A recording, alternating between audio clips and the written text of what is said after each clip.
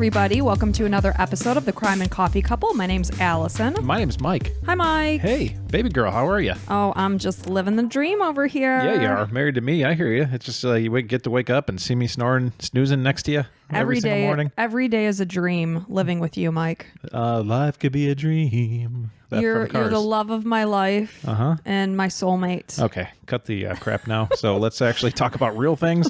And thanks for listening to our podcast. We are the Crime and Coffee Couple. We do enjoy coffee every single time we record. We don't talk about it a whole lot, but we come at you every Sunday at 9 a.m.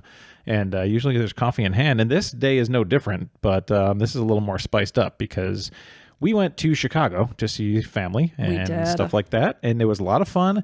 And Allison fell in love with my brother and sister-in-law's coffee bar. I did. So we came home, and there was a bunch of Amazon packages sitting there. And I warned you ahead of time. So when yeah, I did. When we were at the church for your sister's wedding. Oh. I said, just so you know, Mike, I have these things in my cart. Oh, I didn't know. Well, you don't listen to me. Yeah, that's true.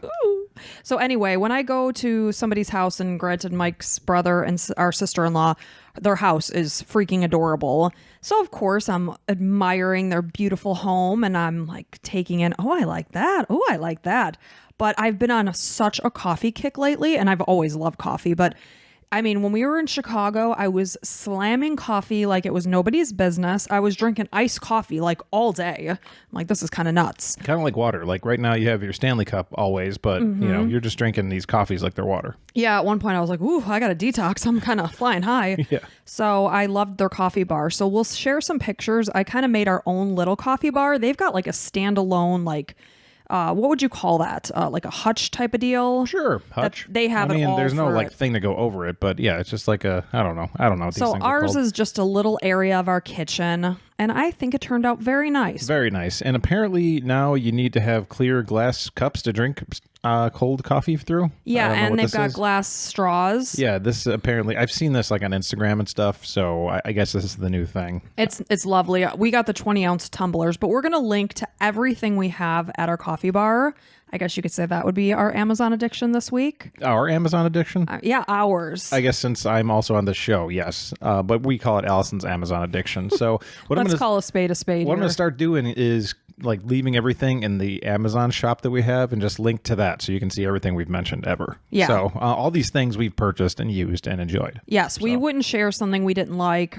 We don't have a huge list of things because you only just started it. Yeah, I'm going to keep adding things. Yeah, so you should check out the coffee bar pictures though, because I'm kind of proud of it. Yeah, so we're going to put those on Instagram? Yes. Okay, we'll do that. But yeah, besides that, I feel pretty good and accomplished about myself. I did replace a panel on the screen today. We have an outdoor screened-in patio that we call the lanai. Yeah, down here in Florida, we say lanai. Yeah, but it's just a screened-in patio. Screens all around, so it's like a screened house. They say like a bird cage. Yeah, exactly. Like a human bird cage, a human cage. And our cat, our new kitty, he like knocked out one of the pieces, or somebody did. He didn't. It was our son's animal friends. Ah, yes. So the kitty actually found that little hole, and there's been, twice now that we found him outside of the cage? So yes, and thank goodness, because our fence has slats where he's tiny enough he could have gotten out and we may have never seen him again. And keep in mind, this is Florida. There are alligators. He would have been a nice little snack for a gator. There's gators right behind our house. Yeah, but luckily he like wanted to come back in. So we look out the sliding glass door and we see him pause, like looking in at us from the outside of the screen. He's like, please, guys, please. I know. I'm like, oh man. So I thought I fixed it, just a temporary fix, but the little bastard pushed right through it again. Yeah. He's like, there's no litter out here. There's no food. I don't understand. You're like a legitimate handyman, Mike. Yeah, I mean, it did take me don't include the multiple trips to Lowe's, but it was like 2 hours or maybe an hour. Yeah, so. And I came over to check on his progress and he wasn't happy with me. Well, let's lay it out exactly how it was. So you sat down, you looked at it, and you're like, hi. I was like, oh, hey. You're like, how's it going? I'm like, I don't know. Okay, I guess. Like, because, it's my first time screening something. And she's like, it's a little loose here. I'm like, oh, thank you so much. Most certainly did not say that. I said, can you pull it a little tighter when you put it in? Because it's loose. Put it in. Whoa, hey now. Anyway, people don't want to hear about this crap. Okay. So should we get going? Oh, and when you're listening to this episode, because we're recording a day early, it's our son's 15th birthday. Yeah, happy birthday to our big boy. Happy birthday to our Cameron. Yeah, and we're not going to have the Frownies commercial in the beginning, but we still, you still suggest Frownies. Yeah, I use Frownies most every night. Yeah, so we'll throw it in there every once in a while. Yeah, pepper it in. Yeah, so anyways. Okay, so I'm ready to go if you are. I am. So this is the murder of Jennifer Webb. So this story is a listener suggestion from the user on Instagram. It's Hailss. So in 2011, Jenny Webb was a 32-year-old woman who lived in Buena Vista, Michigan. So I had to train myself how to say this town because here in Florida, we say Buena Vista. Yeah, like Disney, Lake Buena Vista. Mm-hmm. But it's Buena Vista. It's how they pronounce it, I guess, in Michigan and Colorado. So that's what I will be saying. So her best friend was Andrea King, and she described Jenny as the most loving and happiest person you could ever want to meet. Family described her as fun-loving and charismatic. Jenny had a great job. She worked for a company called P.F. Markey. She owned her own home. Those that knew her said that she was extremely reliable. She could always be counted on for lending a helping hand. So she was said to have a magnetic personality that attracted everyone around. Jenny was born on April 12th, 1979. One day before me. One day exactly How about before that? you. So she was born to parents Donald and Dawn Webb. She graduated from Bridgeport High School in 1997 and attended Saginaw Valley State University. Jenny was an avid Michigan football fan. She loved to go camping and hunting.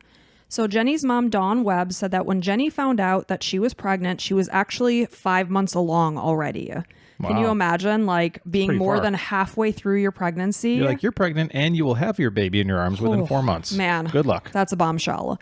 So she was very surprised by the news of her pregnancy. She called her mom. She was actually in tears at that moment to tell her the news.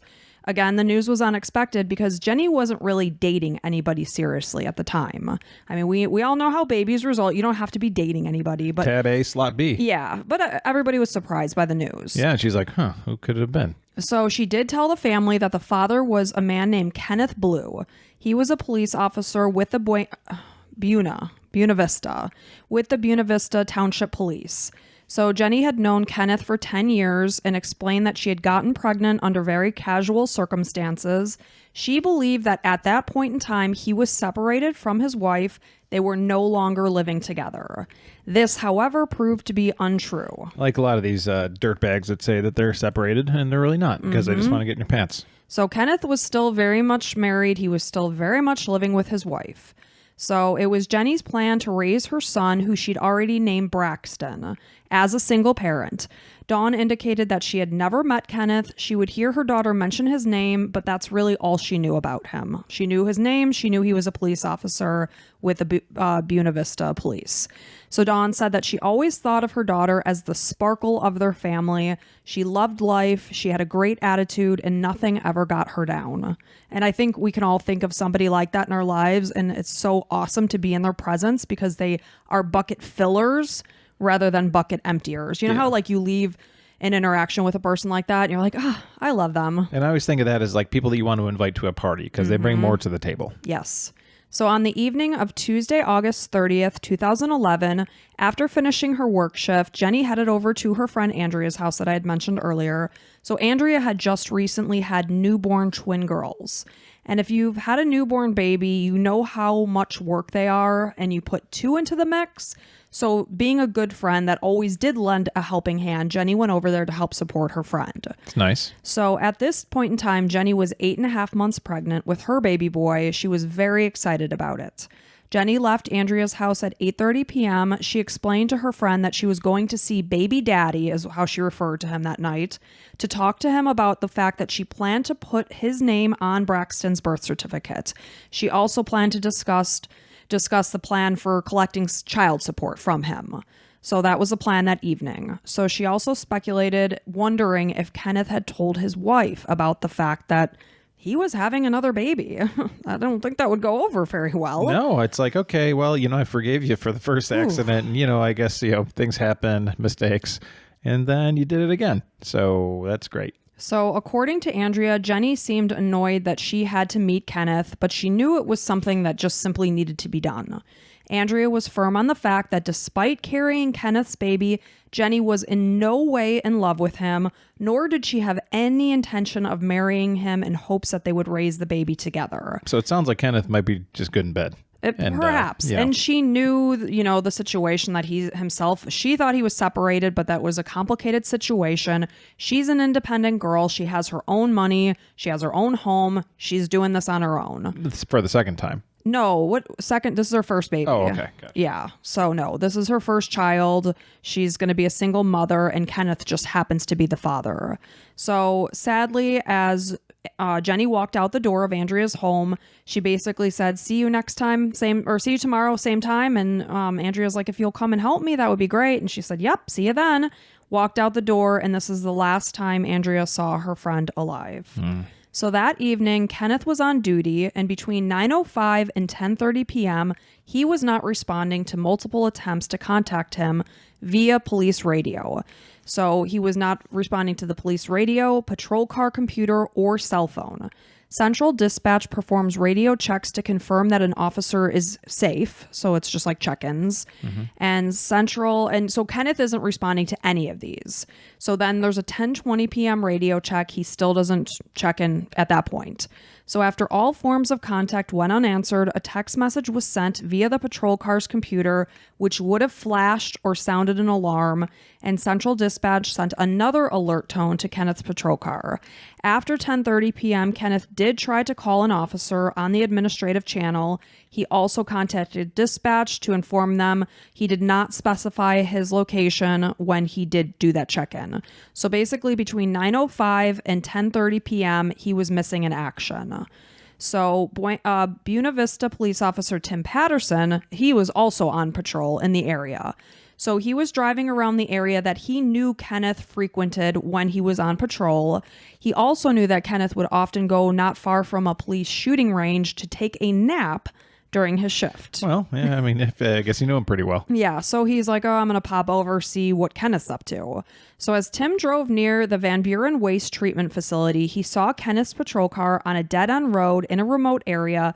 Its car's spotlight was shining on a Pontiac Aztek SUV at this point. So as both officers are now stopped, they get out of their cars, and as they're approaching this Aztek, Kenneth says to Tim, how do you want to do this? So Tim noticed that Kenneth was sweating profusely as if he had just gotten out of the shower, despite the fact that it's a cool evening. And cops, that's what they're trained to look for, little details. Right. So he was out of breath. He seemed disheveled to Tim. So Tim approached the Aztek's passenger side, and Kenneth went to the driver's side. As Tim moved toward the driver's side, he noticed that the back door of the car was open. A brown electrical cord was tied and hanging from the roof rack of the car. And at that point, he's following the extension cord from the roof rack and seeing where it's going. It's leading to a woman who is laying in the ditch with the end of the extension cord tied around her neck. So it appeared that on just quick glance, he could easily see that the victim was visibly pregnant. She was not breathing, did not appear to be. Her lips were blue. Tim initially considered the scene a suicide and notified Central Dispatch of this. So during this time, Tim noticed that Kenneth was acting strangely, in addition to the fact that he was sweating profusely and seemed disheveled. So he said that despite having much experience on the scene of gruesome crimes, because, when you're a seasoned officer, when we were in Chicago, one of our friends is a police officer, and I was just having a conversation with him. He's on midnight shifts, just some of the crazy things he sees on a nightly basis. Yeah, you get desensitized. You do. And it seems like that's where Kenneth was. He's come upon multiple gruesome scenes. So it was strange to Tim that he seemed rattled by this. Yeah, something's up. Right. So he seemed nervous and uneasy at the same time. So Kenneth found the victim's purse in the car, and inside this purse was a typewritten suicide note. He also found a driver's license and a cell phone. The suicide note indicated that this victim did not know who the father of the baby was. It was just someone that she had met at the bar, and his name was Chris. And it also said, I've spent the past several months trying to convince myself I was okay with this pregnancy, but I'm not. I can't afford to support myself. Then I have a baby on the way that I can't support either. The note ended with, it's the only way. I love you and I'm sorry, Jenny. At the same time, they were able to identify that the victim was Jenny Webb based on the ID they found in her purse. At this point in time, Kenneth proclaimed that he knew Jenny from a local bar. So at the same time, another detective is coming along. This is Detective Sergeant Sean Waterman. He indicated that he responded to a phone call from Officer Tim Patterson about the possible suicide. On the evening of August 30th, 2011, he came near the intersection of North Outer Drive and Hack Road. This is where they were all parked. So minutes later, Detective Sergeant Sean Waterman arrived and Kenneth began to take evidence photos. At the time, it seemed like an open and shut case of suicide. That's what they, were all speculating. The car was basically taken away and Jenny's body was transferred to the morgue because at that point in time, they did not consider it a crime scene. So as the officers headed back to the station to write up the reports, Tim noticed that Kenneth's eye, which had previously been red, was now turning black and blue. He also noticed that he took his laundry bag to his truck and instead of sending his uniform to the department's laundry service at the end of the shift, like he always did. It's probably against policy, too. Right. So Tim was also aware that Kenneth was certified as an instructor in pressure point control tactics, or PPCT, which is used to control someone with your bare hands. Wow. So as an officer, if you're needing to restrain someone without a weapon, Kenneth was trained to do so. So as Waterman was at the crime scene with state police and the crime lab, Kenneth came back. He rolls up to the scene. He's now wearing his civilian clothing. And Waterman is basically like, go back to the station and stay there. What are you coming back here for? Yeah. Is this special to you for some reason? Yeah, exactly. So Detective Waterman then had the terrible task of notifying Jenny's family of the devastating news of her death. That's got to be one of the worst parts. Oh, what a nightmare to have to wake a family up in the middle of the night to tell them that not only is their daughter gone, but their grandchild. And he has to go to their house, I'd imagine? Yeah. You can't do it over the phone. Yeah. He went to the house. He stood on the porch and called them and basically said, I'm here, I'm out here, I'm on your porch, please come to the door. So he arrived to their house at 1 a.m. now in the early morning hours of August 31st. Her parents immediately did not believe that their daughter would have committed suicide because, of course, and her mom was basically like, I asked a stupid question. I said, so she's gone, she's dead? And he said, yes, she is. She said, she may be dead, but she did not commit suicide. So they explained that she was preparing for the arrival of her baby boy and showed the detectives all the preparations that she was making for her baby. They then dropped the bombshell when they explained that Kenneth was the baby's father, because that's what the officer was saying. He's like, so do you guys know who the dad is? And they're like, actually, yeah, he's one of your own. Man. It's Officer Ken Blue. And this is Tim doing the thing? No, this is Detective Waterman. Oh, okay, gotcha. So he just like lost all feeling in his face. He's like, yes. This is going to be big. Bombshell. Yeah. Absolute bombshell. So they explained that Kenneth was the baby's father and that Jenny had planned to meet him that evening about putting his name on the birth certificate. Detective Waterman indicated that he had been in public safety. He had worked as a paramedic. He did a tour in Southeast Asia. Not much rattled him, but the news that Kenneth was the baby's father absolutely rattled him and made him sick to his stomach. Oh, of course. I mean, this is like a guy you trust and everything, and that's out there with you, and all of a sudden he claims, yeah, I might know her from a bar. It's like, yeah, you're probably the one that killed her. A cop knows this. We know this. We've heard these stories. Everybody listening knows he did this. So It's just like, oof, man, he's getting him for a world of pain. So Waterman knew right then and there, as he stood that night speaking with Jenny's family, that Kenneth was responsible for Jenny's murder. Yep. He knew that the whole scene had been staged. After the conversation with Jenny's family, Michigan State Police were contacted to get involved. Like, how the hell does he get away with it, or not get away with this, but do this thinking that he will get away with it? So we'll talk more about it, and you'll probably understand better by the end. And quick question, do you know what Jenny did for a living?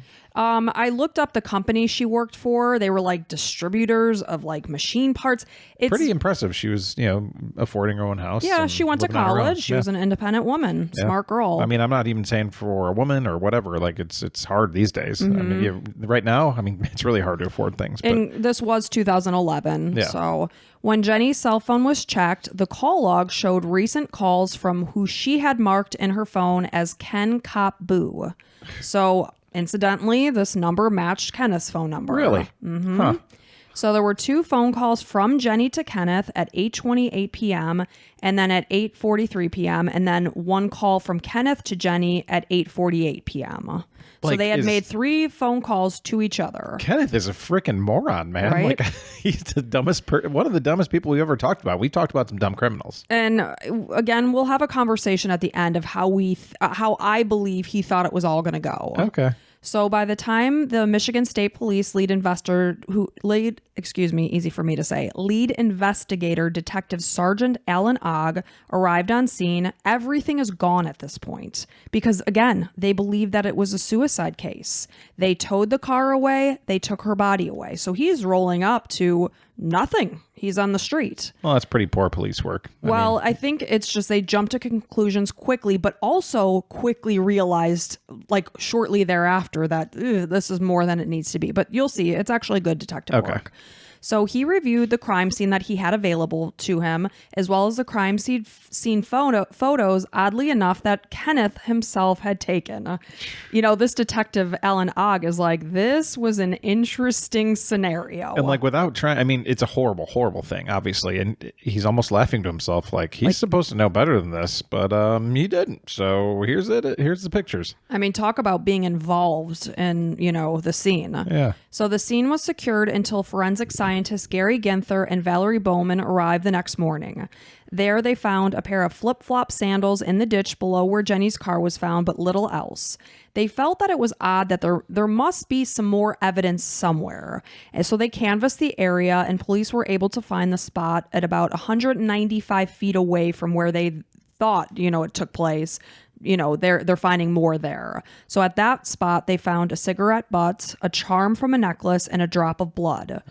The evidence was collected and sent for testing, which included testing of both Jenny's and Kenneth's cars. So 9 hours after Jenny's body was discovered, Kenneth was interviewed by Sergeant Ott, and at this point, he was giving off the appearance of being just fully cooperative. He's chilled. I watched the interview. He had nothing to hide. The interview first appeared, if you were looking in at it, like as a casual conversation. It basically had the appearance of 3 cops just hanging out. Things quickly turned serious. Man, I don't care who you are. Even if you had nothing to do with something, I would get a lawyer before talking to anybody because I don't want to be pressured into saying the wrong thing. He didn't. Like, he's got to be so full of himself to think he can get away with this. And that just goes to show how smug. What's the word I'm trying to think of? Narcissistic. Yeah, and like egotistical. He just thought he was going to get away with this. Yeah, he got it all under control. Mm-hmm.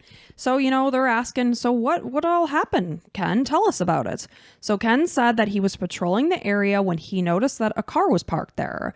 He said that at that point then Tim rolled up and they both got out of the car at the same time. They approached the car and he indicated that he was the person who found the suicide note in Jenny's purse as he looked for her ID.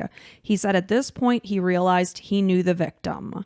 So Kenneth was asked why he had not checked Jenny's body for vital signs, and he said there was no movement. It did not appear that her chest was rising. He said her lips were blue and he did not have the impression that she was alive. He didn't want to disturb the scene. He told investigators that he knew Jenny for about 10 years. They were friends. They would see each other maybe once or twice a month. They asked if he'd recognized her when he first walked to where her body lay. And he said because of her positioning, he didn't.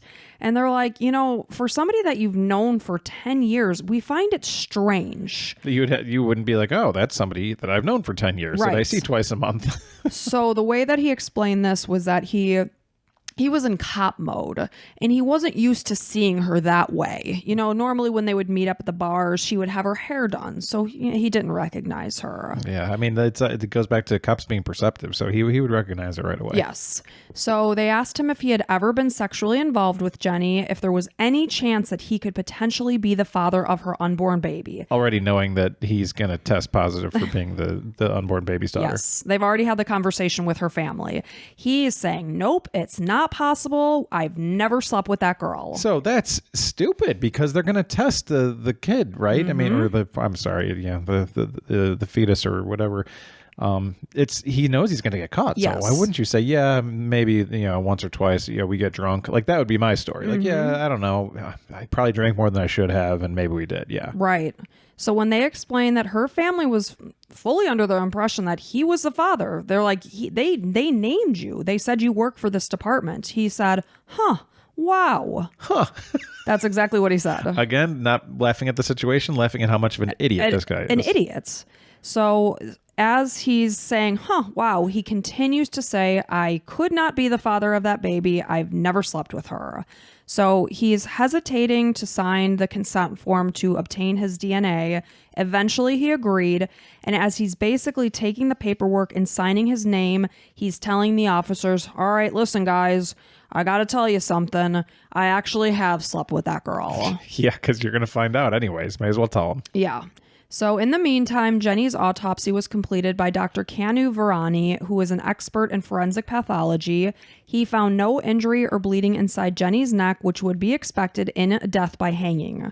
Dr. Varani concluded that her cause of death was neck compression and listed the manner of death as homicide. He believed that the way that she had died was from suffocation, likely from a chokehold. Wow. So it was also noted that she had bruising on her arms, her face, her chest, her neck. She did have a ligature mark from the cord that was wrapped around her neck.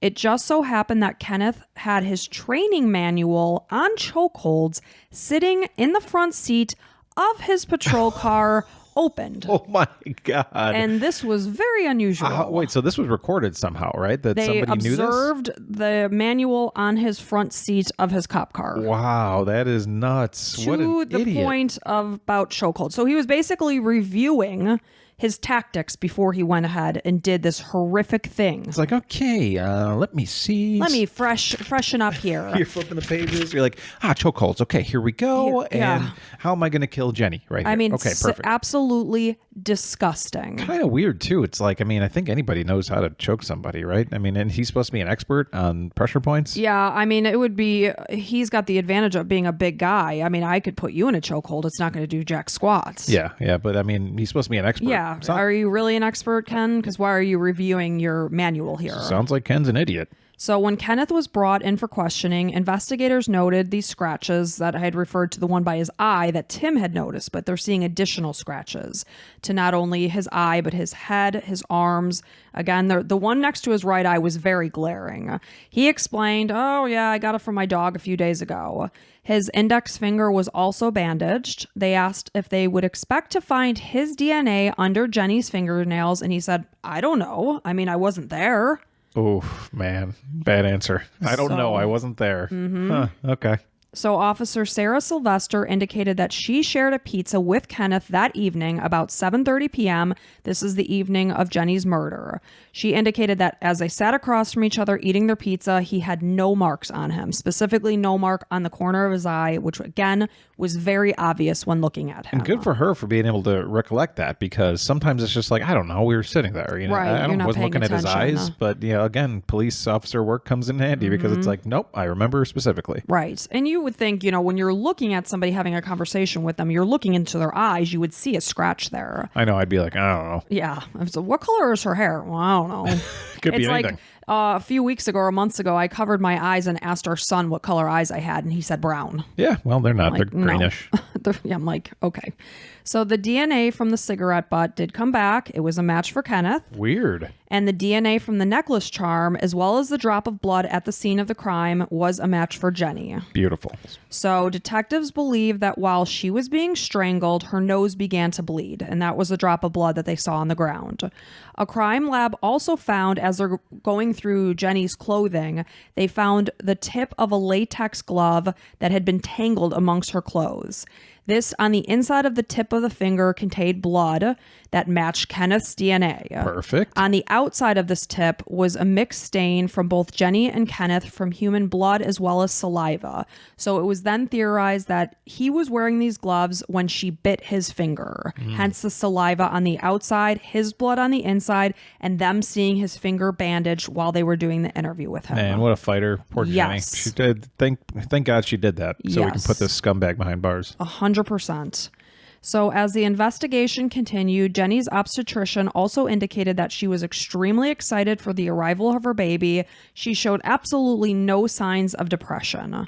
Kenneth's home computer was analyzed by an expert in forensic computer analysis. How to choke a pregnant woman that I impregnated. Oh, such a scumbag. So the computer showed several searches that had been made during the summer of 2011 that concerned suicide, as well as painless ways to commit suicide, as well as hanging.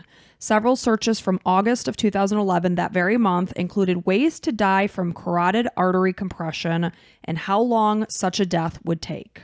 So, I mean, pretty black and white there. Yep. An expert in DNA analysis conducted a paternity test and determined, lo and behold, Kenneth was the father of Jenny's baby. How about that? Blood from Kenneth's clothing, as well as from the inside and outside of Jenny's car, found that they matched the DNA from Kenneth. A swab from under Jenny's fingernails showed a mixture of her own DNA as well as Kenneth's. Because again, they asked, with the scratches they saw all over his body, will we find your DNA under her fingernails? The answer was a big, fat yes. I don't know. I wasn't there. I wasn't there. So evidence told the story that Jenny met Kenneth as she told her parents, as she told Andrea. She was meeting baby daddy to figure out the logistics. She was very close to the end of her pregnancy here. She was 8.5 months pregnant. I mean, idiot Kenneth, you got to know that everybody knows she's meeting you, you dumbass. Right. Like, what a freaking moron. So, of course, they're meeting in this secluded area, which I'm sure he posed to her as like, I'm out on patrol. You got to come out here and meet me.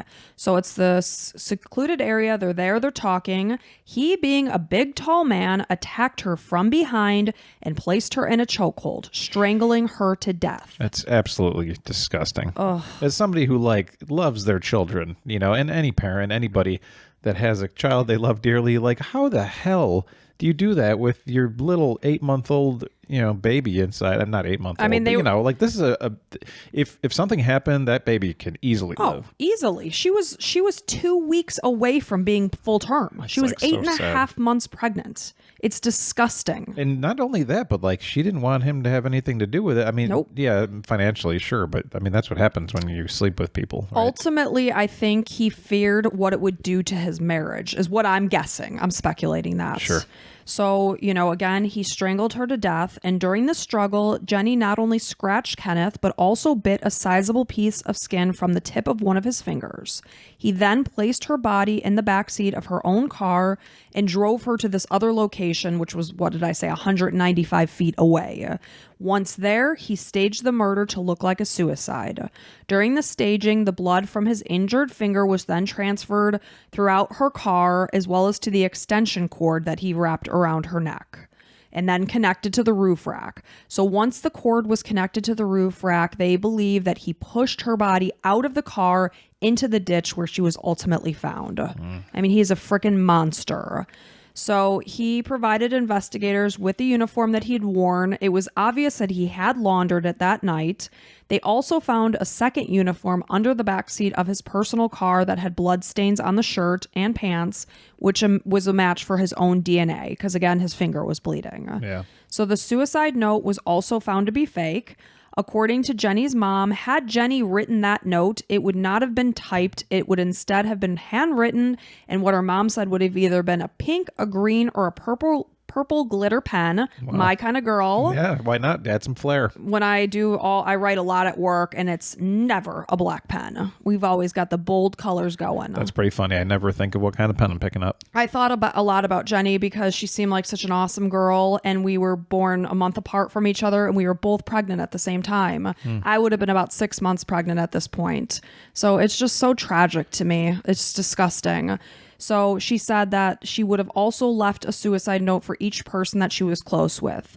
Dawn said that she doesn't even really remember what was on the note because after reading about a quarter of it, she knew that it was not legitimate.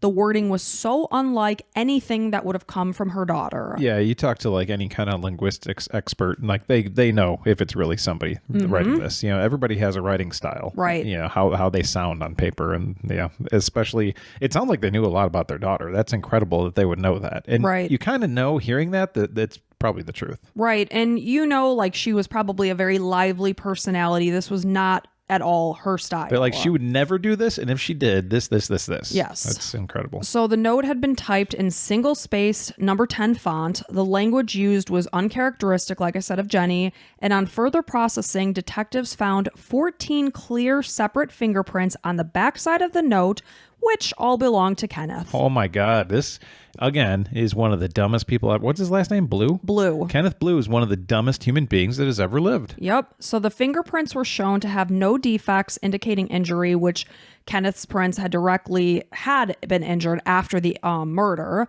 This indicated that the note had been typed before Jenny's murder, which suggested a premeditated act. I'm getting chills because there's just like so many things that are going to put him in the slammer, and that's fantastic. So there was not a single fingerprint from Jenny on this letter. Insane. Just like I said, she didn't type it. Her mom knew. Like literally, this is not my daughter. None of this makes any sense whatsoever. Like this guy needs to know better than that as a cop. Like crazy. Sick.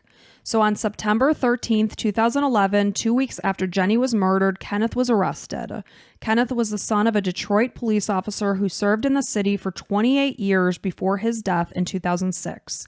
Kenneth followed in his father's footsteps. He began working for the Saginaw County Sheriff's Department in 1997, and then he accepted the position within the Buena Vista Police Force.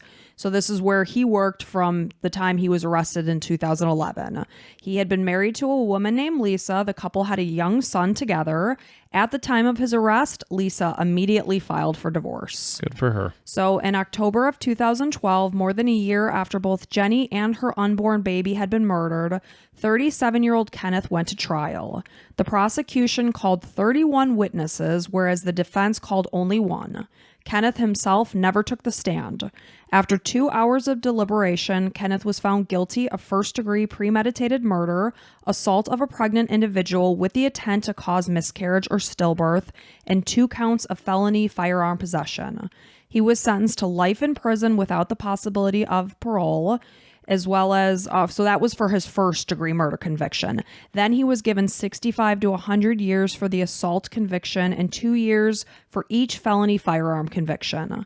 Saginaw County Circuit Judge Darnell Jackson spoke to Kenneth during his sentencing and said, "For me to say the evidence of your guilt in this case was overwhelming is an understatement.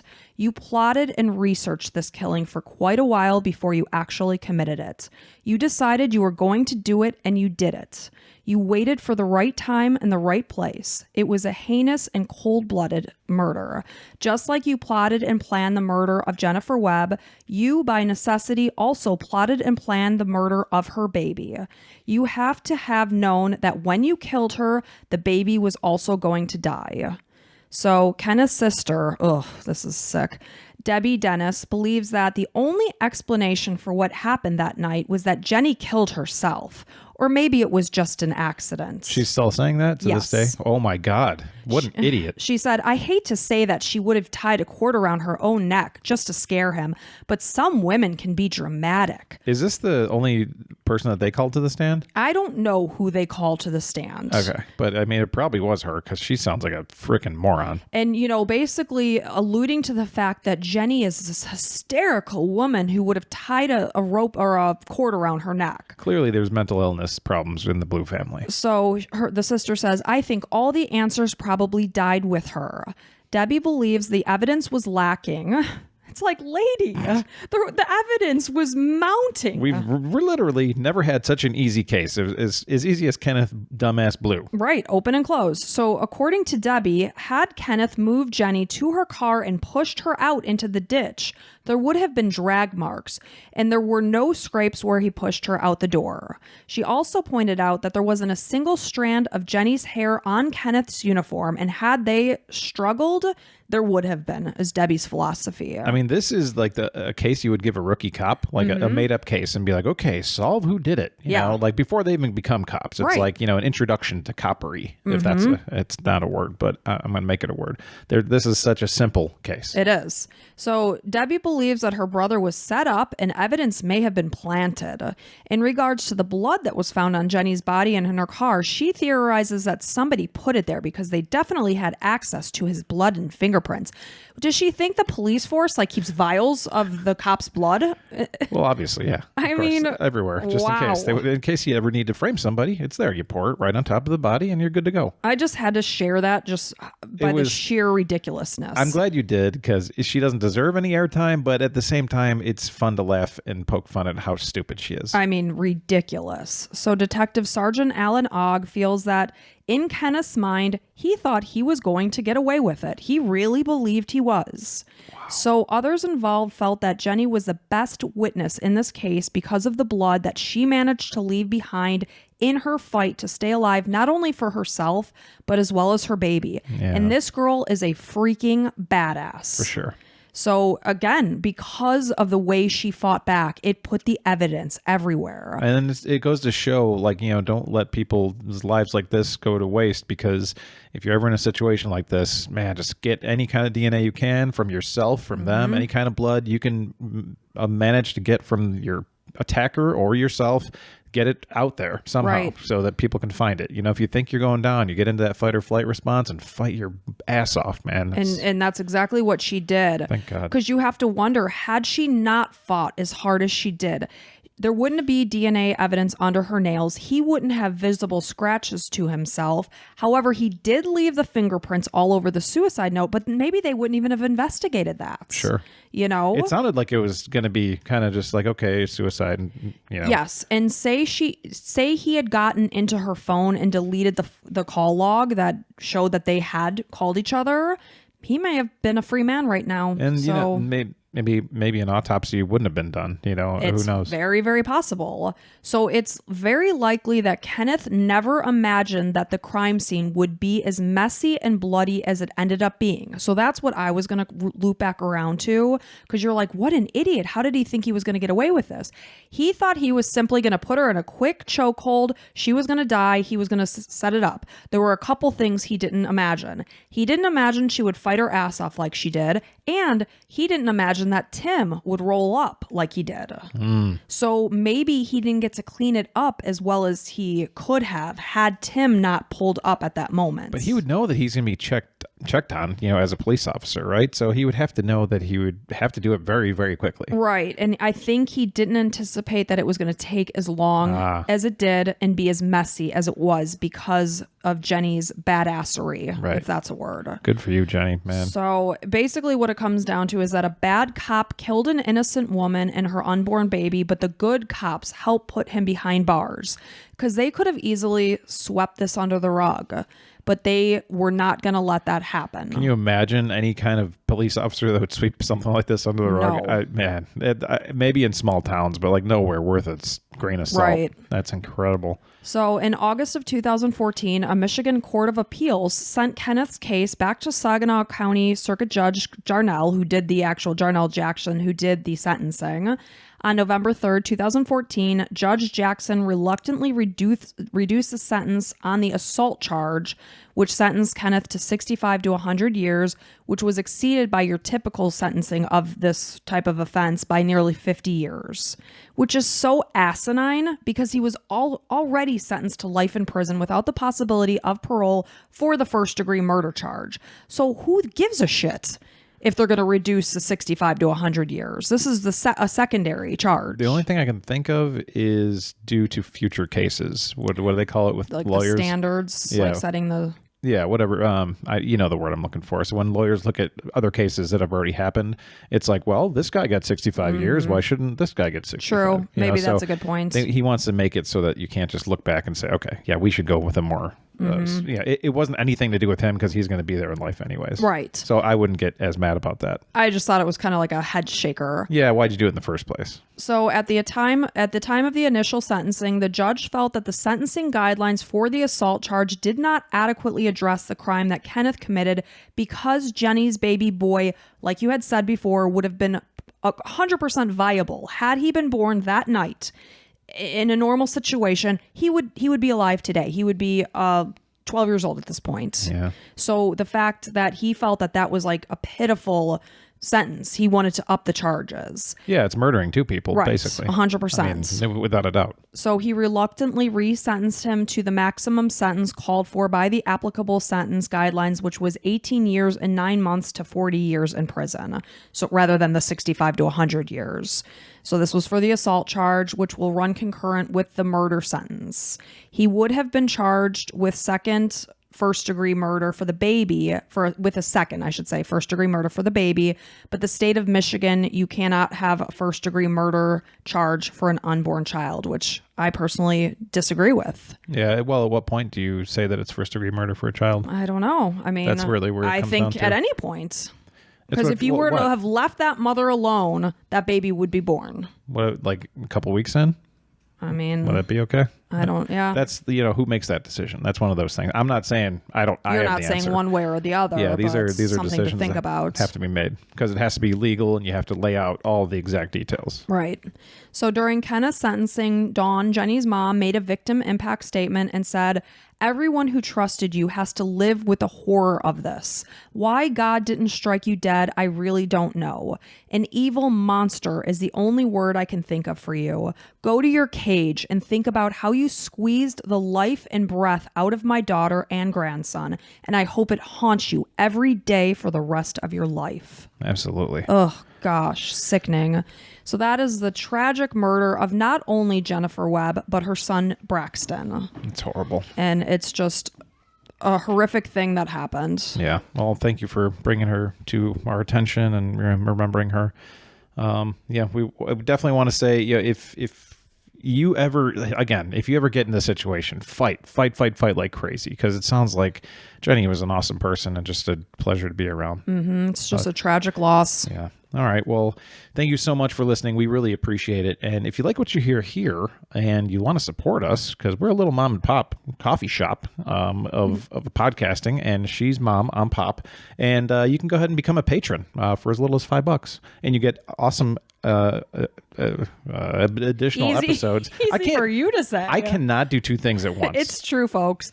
This is what I have to live I'm with. looking at my phone to bring up the patron names, and I cannot physically do two things at once. So I'm just like blah blah blah blah blah blah. Oh my gosh! And I am like the dead opposite. I could be doing 75 things at once. Well, you were just on the phone with your mom before we got on, and I was looking for the little holder for the camera, and I was like, "Hey, hon, can you do this?" And you're like actively looking. I'm like, "There's no way I could actively look for something while I'm talking to the phone." And you were like talking to your mom, like some detail about it. Yes. And I'm like, "Nope, that wouldn't happen to me." Oh, I love you, Mike. Thank you. It's like a cute little person I am. So we want to say welcome to Megan, Jen, Heather, Christy, Corrine, Susie, Savannah, Leanne, Tara Lynn, Carrie, Lisa, and Trisha. And it's amazing. Every single one of you are absolutely beautiful on the inside and out. So True. If you want more of those compliments, come on and listen to the Patreon episodes. We dole them out everywhere. So thank you so much for listening. We appreciate the heck out of each and every one of you for being here and listening. And until next time, bye.